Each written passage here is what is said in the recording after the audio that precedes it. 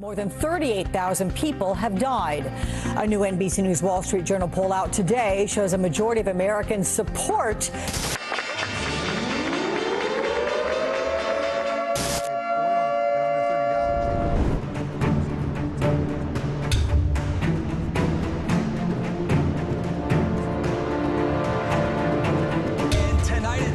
crude oil collapse. 3 words no one in Houston's oil community wants to hear. The coronavirus crisis snapping demand.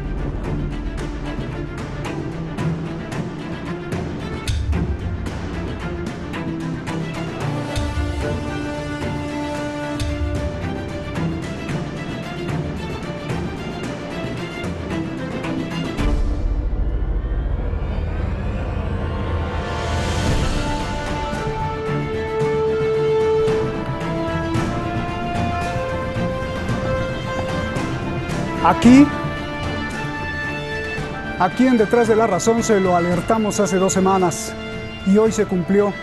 El petróleo se fue al infierno. Un barril del West Texas o del West Texas no solo no vale nada, sino que le pagan por comprarlo. El mundo al revés. Estados Unidos está en emergencia. Y si bien este es solo un tipo de petróleo, el West Texas, todos los países están siendo arrastrados. Rusia necesita que su petróleo, por ejemplo, se venda en $60, si no se hunde, y se está hundiendo también. Su petróleo está baratísimo. El rublo ruso se devalúa. México llegó a menos $2. ¿Qué está pasando? Aquí vamos a tratar de explicarlo. El coronavirus infectó al petróleo y lo enfermó. ¿A quién le conviene esto? Soy Roberto Lamadrid y esto es Detrás de la Razón.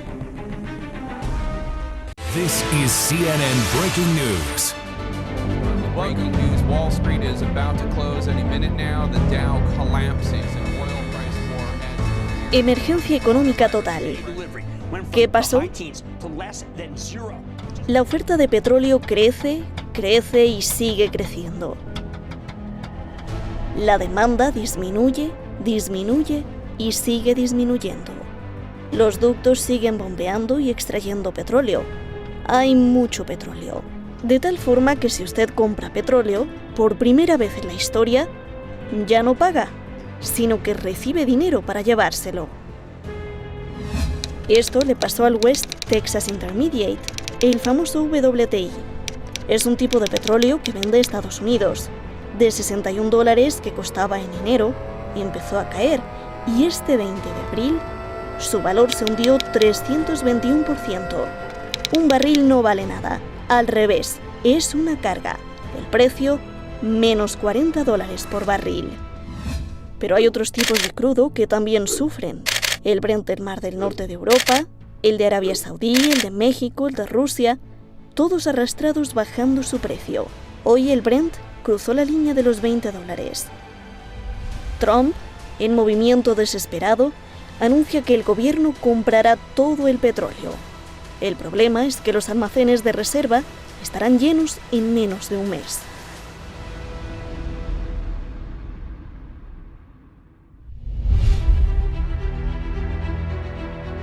Trump acusa a China de todo este caos y le advierte que lo pagará caro si se demuestra que fue responsable de la pandemia del coronavirus. Our relationship with China was good until they did this. Once we found out about this, once we found out if they were knowingly responsible, certainly. If it was a mistake is a mistake. But if they were knowingly responsible, yeah, then there should be consequences. I think they were embarrassed. I think they knew it was something bad, and I think they were embarrassed. Well, they said they're doing an investigation. Well, we're doing investigations also. China responde a las amenazas y culpa a Trump. 甩锅，赶不走病毒。团结合作才是唯一正道。我们奉劝美方停止政治操弄。 ¿Cómo explicar todo esto? Desde hace unos años, denunciantes e informantes protegidos denuncian que las inteligencias de las potencias del mundo investigan cómo funcionan los pensamientos y el cerebro humano. ¿Para qué? Para conectar las mentes al Internet. ¿Cómo? Descifrando la frecuencia exacta en la que vibra el ADN de sus neuronas. El ADN es información y cada vez que usted genera una palabra o pensamiento, hay una vibración. So obviously this can read DNA from solution, and your blood is a solution, it's a liquid. We can decode it into a form that can be read by a computer.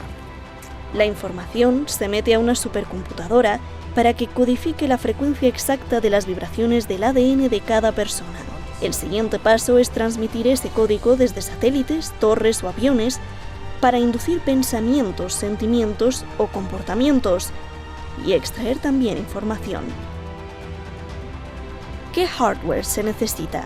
En 2018, científicos de la Universidad Hebrea de Jerusalén alertaban que la frecuencia que resuena dentro de tu cuerpo es del 5G. ¿Quién está construyendo la estructura 5G más grande? Estados Unidos y China. ¿La crisis económica que hoy vive el mundo puede frenar que tanto Estados Unidos como China se apoderen del 5G? Puede ser. ¿Conspiración, broma o realidad?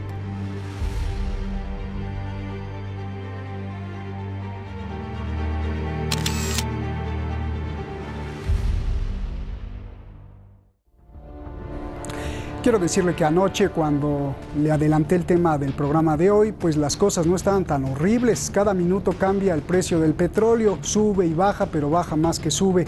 Hemos tratado de ajustar las cifras, pero esto cambia. Muchísimas gracias a usted que nos ve y que no importa que todos pensemos pues igual o diferente. El punto es que estamos cuestionando y el punto es que cuestionemos todo lo que nos dicen. Hoy tenemos unos invitados de lujo. El investigador, escritor, jurista y analista de los problemas que sufre el mundo. Ya los vemos ahí en el videogol. Francisco José Fernández Cruz Sequera, abogado allá en España. Investigador que ha marcado un periodismo diferente, siempre con información que nos sorprende. Él es Rafael Palacios, periodista también en España. Gracias, Rafael. Rafael, quiero comenzar contigo. El petróleo se hundió, hay un caos terrible. ¿Qué está pasando, por favor? Bueno, yo me remitiría a lo que hemos venido diciendo en este mismo programa en los últimos meses, durante el año pasado, en el que, bueno, el sistema económico mundial estaba en un momento de colapso después de 10 años ya prácticamente paralizado. Entonces, no hay que perder de vista que lo que está sucediendo ahora es una continuación de lo que venía sucediendo antes, y lo que estamos viendo en esta semana es el colapso ya total, porque esto que he repetido en varias ocasiones de por qué y cómo y el petrodólar es la moneda mundial desde el año 1973, cuando el precio del petróleo se va a cero o a menos, incluso una cosa absolutamente increíble, con él se va el petrodólar. Entonces, bueno, pues lo que estamos viendo ahora es la disolución de un sistema del cual va a nacer otro, y aquí evidentemente el detonante es esta pandemia exagerada a todas luces, según está diciendo ya casi todo el mundo informado, creada artificialmente para traer este caos. O sea, lo que ha traído es pues una contracción evidente del comercio internacional, consecuentemente no se gasta petróleo, no se consume, no se compra, en fin. Y bueno, pues ahora hay dos poderes en lucha para ver cuál es el sistema que viene después. Y básicamente, para saber quiénes están jugando, hay que ver quién ha creado este virus, que ya lo sabemos perfectamente, el Deep State norteamericano, unido con una parte del Partido Comunista Chino, frente a los que están denunciando precisamente cómo la Organización Mundial de la Salud y estos poderes han creado este limitado genocidio, pero al fin y al cabo ha muerto gente en conjunción con estas antenas 5G, de las cuales ya veníamos hablando en el ámbito alternativo desde hace más de un año, y que ahora, bueno, pues cada vez se está evidenciando que tiene mucho que ver en cómo responde el sistema inmunitario a una amenaza, a un patógeno como este. Bien.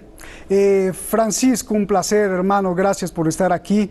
Podríamos decir que al ver los precios del petróleo así, la economía así, podríamos decir que se le están cercenando, cortando las piernas a la bestia llamada capitalismo, ¿o cómo lo ves tú, por favor? Lo primero, un saludo para ti, hermano, para tu audiencia, y también para Rafael Palacios, siempre tan audaz en su periodismo y que tantas cosas nos ha hecho saber. Y es un placer coincidir con él por primera vez en este programa. Yo no me atrevería a decir tanto. Estamos hablando de que hoy, 21 de abril, se cierra el mercado de futuros de este segundo trimestre, que todavía no ha entrado en vigor los recortes pactados dentro de la OPEP, que empezarán el día 1 de mayo, y en consecuencia, en este momento se corre el peligro, en el plazo de breves semanas, de saturar completamente los sistemas de almacenamiento del crudo. ¿Qué es lo que ocurre? Que ahora mismo la realidad es que, a la vista de una caída, como no se recuerda otra igual en ninguna crisis del consumo y de la demanda mundial de crudo, el exceso de oferta es tan manifiesto que no queda más remedio que hacer que alguien se lo lleve de los almacenes por el medio que sea, aunque sea pagando, porque eso sale más barato que tenerlo, por ejemplo, en esos jardines de almacenamiento próximos en Oklahoma, por ejemplo, el de Oklahoma, que está a punto de llenarse. Y el ejemplo lo tenemos, por ejemplo, en esa fórmula de comercio del crudo, que es el contango, consistente en llenar un barco, llevárselo a alta mar y esperar que alguien llame para comprar ese crudo con el buque en alta mar, con ese superpetrolero en alta mar, para llevarlo al lugar de destino. Bueno, eso, que tiene un coste elevado, que viene costando alrededor de $1,50 por barril, pues en este momento ha aumentado hasta en un 10%. Es decir, tener capacidad de crudo en este momento, capacidad de almacenamiento del crudo, es una gran fortuna, porque es una gran ocasión para comprar. Lo que yo entiendo que ocurrirá en breve es que a lo largo de este tercer trimestre, que empezará dentro de un mes y medio, veremos cómo se va recortando la producción, y es posible que el precio del crudo vuelva a subir y no alcanzará niveles, por ejemplo, rentables para seguir con el fraccionamiento hidráulico en Estados Unidos, que son los $60 por barril, pero evidentemente volverá al terreno positivo. Si bien no cubrirá en ocasiones el coste de extracción. Ahora bien, no nos olvidemos, es preferible tirar el crudo al suelo que detener la extracción de un pozo. Cuando se extrae el crudo de un pozo, ese pozo tiene una presión geológica por la misma conformación, y no hablamos de fracking, de fraccionamiento hidráulico, por la misma conformación geológica, que si se detiene, al margen de que es una operación técnicamente compleja, recuperarlo es costosísimo. Y de ahí la razón de que se prefiera regalar el crudo. Bien, eso es muy interesante, ¿eh? Muy interesante lo que estás diciendo, porque entonces si lo cierran, pues ya... estaba escuchando que rentan barcos por $100,000 diarios para almacenar. Imagínate el negociazo. Bueno, Rafael, a ver, ¿qué pasa si nadie compra petróleo? O más bien, ¿quiénes son los que comprarán ahora petróleo? Que no solo lo regalan, sino que hasta te pagan por llevártelo. ¿A quién le conviene el precio del petróleo así, por favor? Bueno, yo no soy tan experto en este tema como el compañero, pero por pura lógica considero que comprará petróleo ahora aquel que tenga información acerca de cuándo va a acabar el confinamiento, porque la clave para saber cuándo va a subir el precio del petróleo es cuándo se van a reactivar las economías mundiales. Entonces, en este momento tengo una gran noticia que dar, porque hace unas horas el jefe de la inteligencia del gobierno de los Estados Unidos, se llama Richard Granell, ha publicado en su Instagram una foto de la Constitución de los Estados Unidos con el lema diciendo: este es el permiso para salir del confinamiento. Esta frase hay que interpretarla, evidentemente, pero parece que están diciendo, digamos que apoyando las declaraciones de Trump que comentamos la semana que viene, que Estados Unidos pretende volver a funcionar ya su economía en mayo. Entonces, bueno, pues hay que unir una cosa con la otra para entender cuándo se va a recuperar la economía, cuándo el petróleo va a volver a ser demandado. Entonces, aquel que tiene esa información, que confía en esa información, pues será el que compre el petróleo barato para luego, claro, cuando empiece a tirar la economía mundial, y esperemos, entre paréntesis, que Estados Unidos tire, digamos, de los demás países que están excediendo estas medidas de confinamiento, porque al final el virus no ha sido tan peligroso como la Organización Mundial de la Salud decía, fue en su momento, pero ya la curva ha pasado, a menos de, y podemos hablar luego después, de que surja otro virus, ¿vale? Pero bueno, ese es fundamentalmente. El que compra ahora es porque sabe cuándo se va a reactivar la economía. Pero no solo eso, sino que los productores yo creo que no van a comprar, ¿no? ¿Quién es el principal consumidor de petróleo en el mundo? China, ¿no, Rafael? Sí, claro, evidentemente, ellos tienen que saber cuándo, los gobiernos saben cuándo van a reactivar la economía, porque son ellos los que deciden las medidas. Entonces, bueno, pues insisto en que al final hay mucha política de por medio y la información de que lo que va a pasar, porque todos sabemos a estas alturas, estés de una parte o de otra, que aquí tiene que haber un plan Marshall mundial y se tiene que poner en marcha rápido. Entonces, habréis leído, perdón, que el FMI estaba diciendo que no tiene dinero para prestar. Entonces hay que saber de dónde va a salir ese dinero. Bien. A ver, Francisco, tú que has estudiado perfectamente el comportamiento como abogado, el comportamiento criminal, y siempre pues es una premisa de todos los que investigan el crimen, pues preguntar a quién le conviene el crimen, ¿no? Yo te pregunto, ¿qué les va a pasar a los países petroleros, no solo Estados Unidos, a Rusia, a México, Arabia Saudí, a Irán? ¿Qué les va a pasar y a quién le conviene este precio tan bajo? Desde luego, este precio tan bajo no le conviene a Estados Unidos, en la medida en que de golpe se carga toda su producción, se carga toda la rentabilidad de su producción de fraccionamiento hidráulico. Evidentemente nos encontramos ante un escenario muy importante, y es que por primera vez desde hace 40 años nos asomamos a una contracción de la economía china. Una contracción de la economía china que hasta hace 4 meses era algo absolutamente inesperado, que está motivada fundamentalmente también por la caída de la demanda externa respecto de esa producción china. Si cae la producción china, va a caer durante un periodo de tiempo, en buena lógica, la importación de crudo. Y esa importación de crudo, esa caída de la importación de crudo va a tener un efecto muy desigual. Por ejemplo, el mayor productor, Estados Unidos, en este momento de crudo, va a sufrir una contracción muy importante hasta el punto de que el propio gobierno norteamericano se plantea la compra del crudo. Por otro lado, Rusia y Arabia Saudí, después de esa competición, de esa competencia, de esa guerra que han tenido durante el mes de marzo y hasta que han cerrado su acuerdo ahora un poco más de una semana, pues se han encontrado con un perjuicio muy grande en cuanto al recorte, pero se plantean un recorte del 10% de la producción, que en principio a mí me parece escaso para la contracción económica y la contracción de la demanda que se va a producir. Por lo tanto, en este momento tampoco son beneficiados ni Rusia ni Arabia Saudí en el corto plazo. Bien. Y luego las verdaderas economías emergentes que pudieran estar consumiendo este crudo, pues no tienen la capacidad para absorber un volumen tal que modifique su circunstancia. Va a ser favorable para aliviar las tensiones en Europa en la medida en que el aumento de la deuda, el aumento de la presión sobre los estados, esa necesidad que hablaba Rafael de crear un plan de inversiones para recuperar la economía europea, pues le va a venir muy bien un precio bajo del crudo, que yo creo que se va a mantener por lo menos durante todo lo que queda de este año.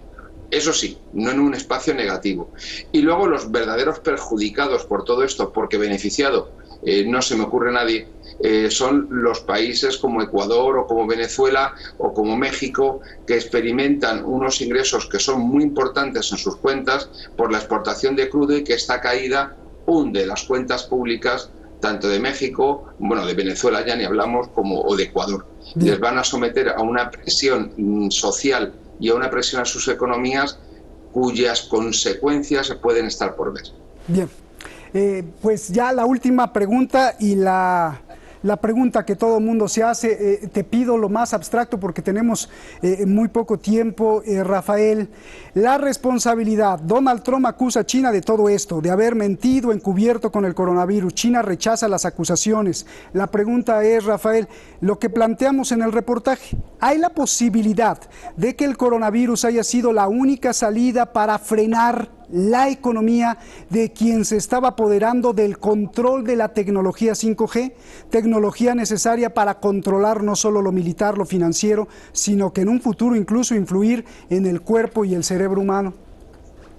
No he entendido muy bien la pregunta, porque no entiendo bien lo que sugieres que está detrás, pero es que...